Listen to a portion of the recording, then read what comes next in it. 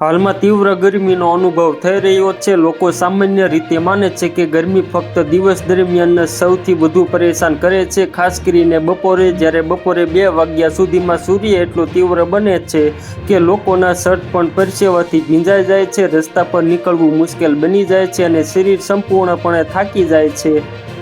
જોકે ડોક્ટરો અને હવામાન નિષ્ણાતો હવે કહે છે કે માત્ર દિવસનો સૂર્ય જ નહીં પણ રાત્રિનો ગરમી પણ લોકોના સ્વાસ્થ્ય પર નકારાત્મક અસર કરી રહી છે।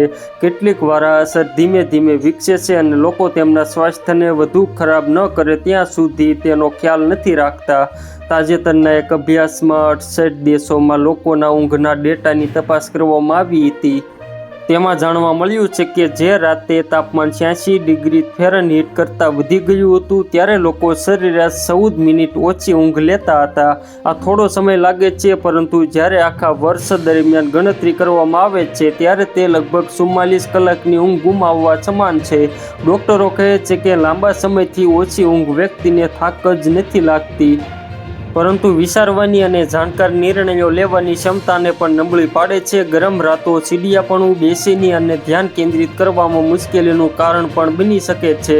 ડોક્ટરોના મતે શરીર દિવસના થાકને દૂર કરવા માટે રાત્રે પોતાને ઠંડુ કરવાનો પ્રયાસ કરે છે। જોકે જ્યારે રાત્રિનું તાપમાન વધારે હોય છે ત્યારે શરીર કોઈ રાહત મેળવી શકતું નથી।